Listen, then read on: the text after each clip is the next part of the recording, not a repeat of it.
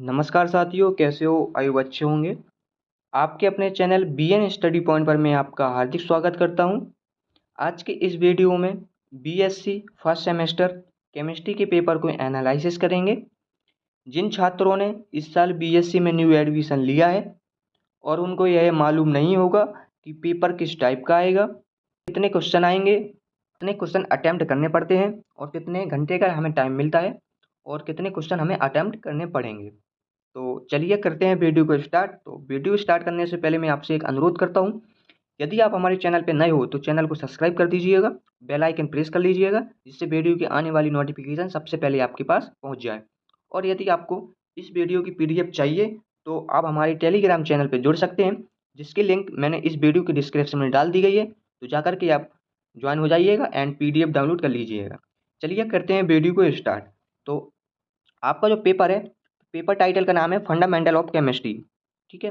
और आपको कितने घंटे का टाइम मिलता है? तो आपको 2 घंटे का आपको टाइम मिलता है। और आपका जो केमिस्ट्री का पेपर है वो 75 नंबर का केमिस्ट्री का पेपर होता है। ठीक है। अब इसके निर्देश को पढ़ लेते हैं, क्या लिखा हुआ है।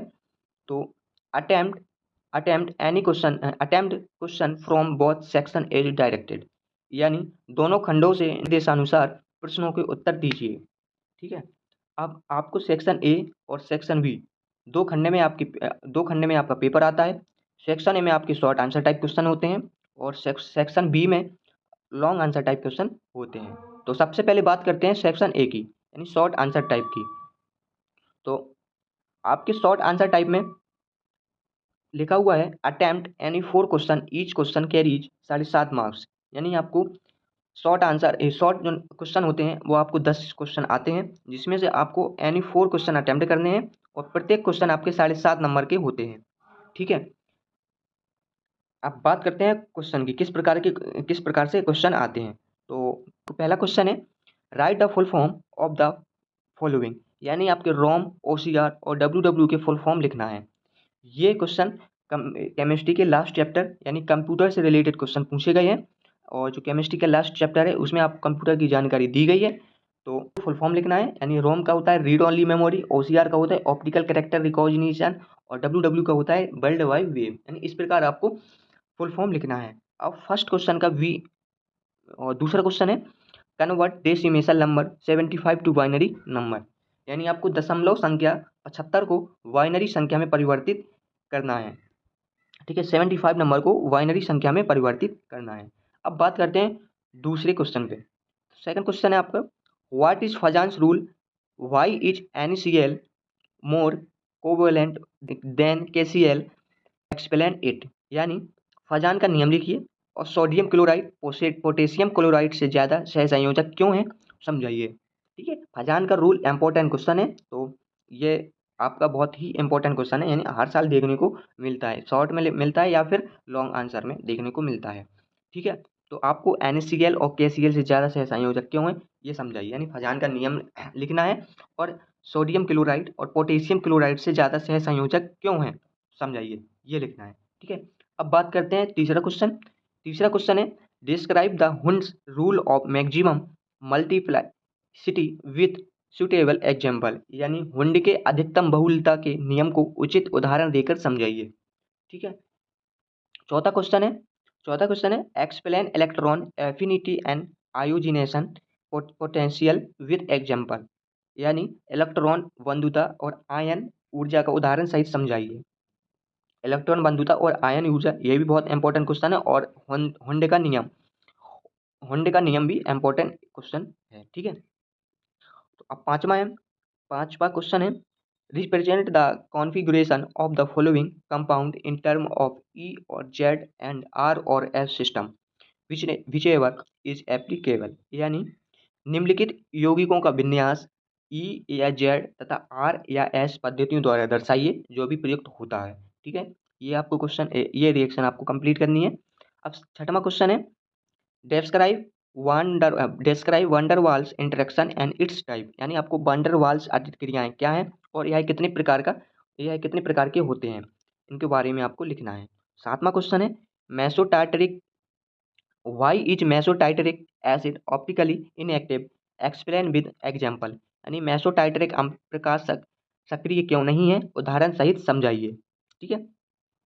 और आठवां क्वेश्चन है what are electrophilic and nucleophilic reagent, give example, यानी इलेक्ट्रॉन स्नेही तथा नाभिक स्नेही अभिकर्मक क्या है, उदाहरण दीजिए। अब 9वां क्वेश्चन है find the value of the following, यानी find the value of the following, यानी मान ज्ञात कीजिए। ए और बी दो क्वेश्चन दिए गए हैं, इसके आपको फाइंड माने मान ज्ञात करना है। ठीक है। और 10वां क्वेश्चन है, लास्ट है शॉर्ट आंसर टाइप का, डेफिनेशन यानी आकलन कीजिए। d/dx x2 log x, इसका आकलन करना है। ठीक है। आपको 10 क्वेश्चन दिए जाएंगे और जिसमें से आपको ओनली 4 क्वेश्चन करने हैं। जो जो आपको क्वेश्चन श्योर बनते होंगे कि ये हमें क्वेश्चन बनते हैं, तो आपको वो 4 क्वेश्चन आपको अटेम्प्ट करने हैं और 6 क्वेश्चन आपको छोड़ देने हैं। ठीक है। अब बात करते हैं सेक्शन बी की। सेक्शन बी में आपके question long answer type question आते हैं, यानी दीर्घ उत्तरीय प्रश्न, और अटेम्प्ट एनी 2 क्वेश्चन, यानी आप लॉन्ग टाइप क्वेश्चन आपके 5 क्वेश्चन आएंगे और प्रत्येक क्वेश्चन आपका 22.5 नंबर का होगा, और जिसमें से आपको 2 अटेम्प्ट करने हैं, यानी 5 क्वेश्चन में आपको अटेम्प्ट 2 क्वेश्चन करने हैं। ठीक है। तो अब बात करते हैं प्रश्न की। तो पहला प्रश्न है what is valence bond theory, यानी बैलेंस बॉन्ड थ्योरी क्या है, describe the structure of H2O and PCl5 on the basis of विस्फोट थ्योरी, यानी संयोजकता बंध सिद्धांत क्या है, विस्फोट सिद्धांत के आधार पर H2O और PCl5 की संरचना का वर्णन कीजिए। ठीक है। ये आपका लॉन्ग आंसर टाइप क्वेश्चन है। ठीक है। और कम से कम आपको 300 से 400 शब्द आपको इस लॉन्ग आंसर टाइप क्वेश्चन में लिखना ही है। ठीक है। दूसरा क्वेश्चन है एक्सप्लेन द फॉलोइंग, यानी एक्सप्लेन करना है the molecular orbital diagram of N2 molecule. और दूसरा है V electronegativity and its trend in periodic table. इसमें निम्नलिखित को समझाइए, यानी N2 अणु का आणविक कक्षा आरेख, और दूसरा है विद्युत ऋणात्मकता और आवर्त सारणी में इसकी प्रवृत्ति, यानी आपको ये 2 क्वेश्चन समझाने हैं। ठीक है, लिखना पड़ेगा। अब बात करते हैं तीसरा क्वेश्चन। तीसरा क्वेश्चन है right short note on the following, यानी आपको शॉर्ट नोट्स यानी संक्षिप्त टिप्पणी लिखना है किसके बारे में, structure method of preparation and stability of free radical. दूसरा है inductive effect and its application, यानी आपको मुक्त मूलक की संरचना, बनाने की विधियां तथा स्थायित्व लिखना है। और दूसरा है प्रेरणिक प्रभाव तथा इसके अनुप्रयोग लिखना है। ठीक है। अब चौथे क्वेश्चन की बात करते हैं। चौथा क्वेश्चन है describe any 2 of the following, यानी आपको 2 क्वेश्चन अटेम्प्ट करने हैं, यानी 3 क्वेश्चन आपको दिए गए हैं, तो जिसमें से आपको 3 क्वेश्चन में से 2 क्वेश्चन अटेम्प्ट करने हैं। sp3 हाइब्रिडाइजेशन, यानी sp3 संकरण। दूसरा है इंक्लूजन कंपाउंड, यानी समावेशन यौगिक। और तीसरा है कॉन्फॉर्मेशन ऑफ एन ब्यूटेन, यानी एन ब्यूटेन के संरूपण। इनमें से यदि आपको इनमें से आपको 2 अटेम्प्ट करने हैं क्वेश्चन। ठीक है। अब बात करते हैं last question long answer type का। Write notes on the following output device of computer, यानी कंप्यूटर का आउटपुट डिवाइस के बारे में, और एप्लीकेशन ऑफ कंप्यूटर, यानी कंप्यूटर के अनुप्रयोग। ठीक है। इसमें आपको नोट्स यानी शॉर्ट नोट्स लिखना है, यानी इसके बारे में आपको लिखना है। ठीक है। आपको जो लॉन्ग आंसर टाइप कम से कम आपके 300 से 400 शब्द में आपको क्वेश्चन लिखना है। ठीक है। यानी 4 से 5 पेज आपको भरने ही भरने हैं। ठीक है। आई होप आपको वीडियो समझ में आ गई होगी। यदि आपको वीडियो समझ में आ गई होगी और यदि आपको वीडियो अच्छी लगी हो तो वीडियो में एक लाइक एंड कमेंट कर दीजिएगा। यदि आप हमारे चैनल पर नए हो तो चैनल को सब्सक्राइब कर लीजिएगा। और यदि आपको इस पेपर की PDF चाहिए तो आप हमारे टेलीग्राम चैनल पर जुड़ सकते हैं और वहाँ से आप PDF डाउनलोड कर सकते हैं। Thank you so much.